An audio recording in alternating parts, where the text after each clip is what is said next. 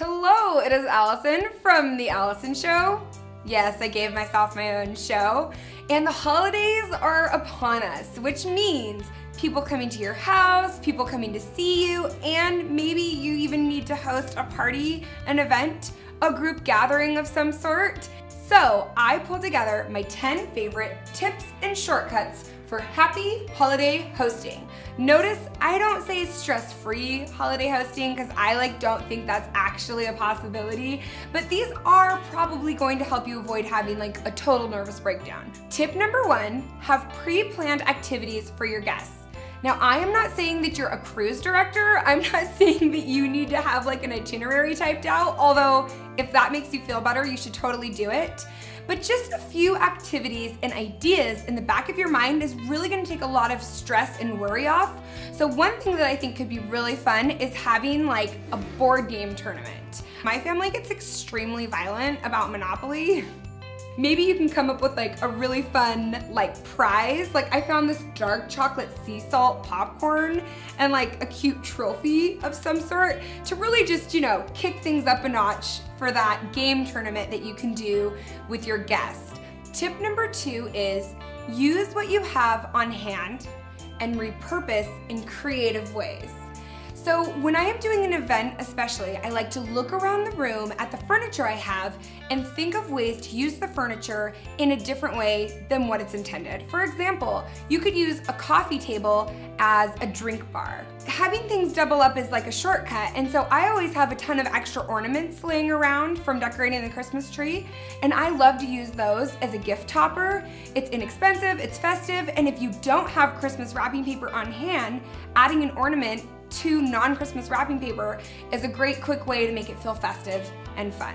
Tip number 3 is buy a gift in bulk that you love, and then you can personalize it for each person that you give it to. So I like to start with something relatively inexpensive, like a fun game or a book or a movie. For somebody who loves to have a yummy drink and might appreciate this cute barware, I could pair that together. Somebody who really loves and appreciates chocolate, this is a sweet in-game night idea. And then I found this really beautifully packaged butter and sea salt popcorn, Parmesan and rosemary popcorn, and that would be a really fun game night for somebody who likes a little bit more savory things in life.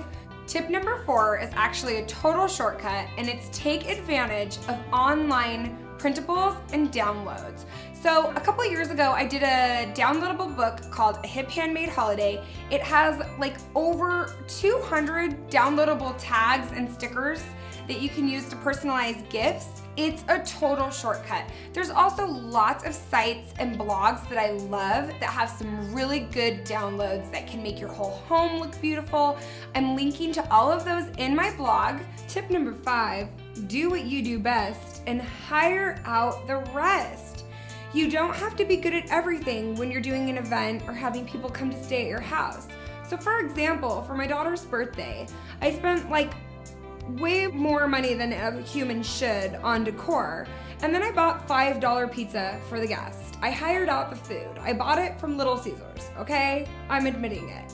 And so maybe you're an amazing baker. Focus on baking everything, doing what you do best, and then for your Thanksgiving dinner, if you buy a yummy turkey from a good place, it's not gonna be the end of the world. Before you have people coming to your house and your stress level is very high, I think it can be a very worthwhile investment to have somebody come and help you clean.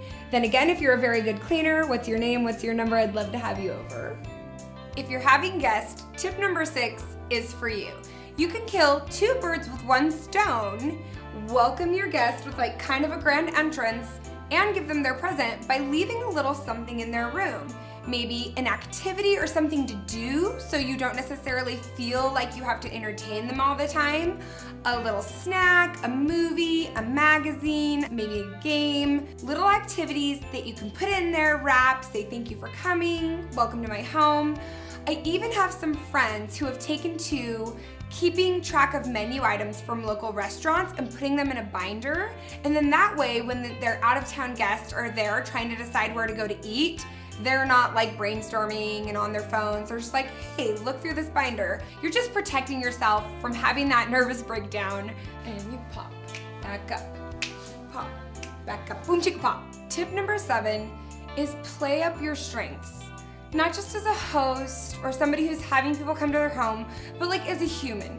As a human, as a person, if you're really good at making people feel warm and welcome and you're a very good conversationalist, but you're a terrible cook, why put the stress and pressure on yourself to make a meal? Maybe have other people help you do the meal. Maybe you go out to eat. You're such a good conversationalist. You're so wonderful at making people feel good. You don't have to do it all. Tip number 8 is something that I do especially when I'm doing an event in my own home.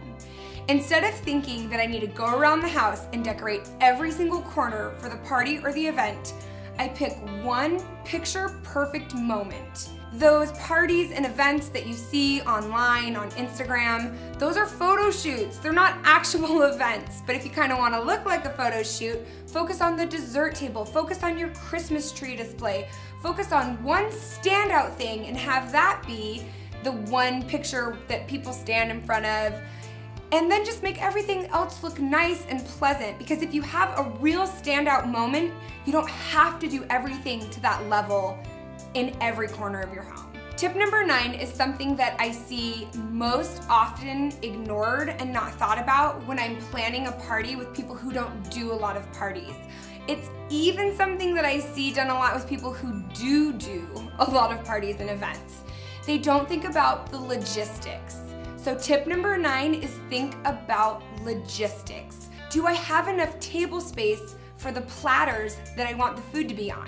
So I actually bring the platters out and set them up on the table and put a Post-it note on each platter. This one's rolls, this one's the turkey, this one's mashed potatoes. I've caught so many things that way, like party fouls, like not having enough cups or not having enough napkins or not having a place to put something, just by mentally thinking it through or even writing it down. The final tip for happy holiday hosting, so that you don't have a nervous breakdown, is have a party timeline. Whether you're doing a dinner or having a full-blown event, I have a party timeline that you can download on my blog for free, and it's exactly the timeline I use when I'm doing a huge professional event for 200 people or a simple gathering of friends and family for dinner. Having a timeline is going to save you so much stress, anxiety, worry. You can fill it in and use what's applicable to you, and I really hope that it saves you some mental anguish this holiday season. Thank you so much for watching. I hope you enjoyed these 10 tips and shortcuts for happy holiday hosting. Subscribe to my channel. Happy everything and have a great day.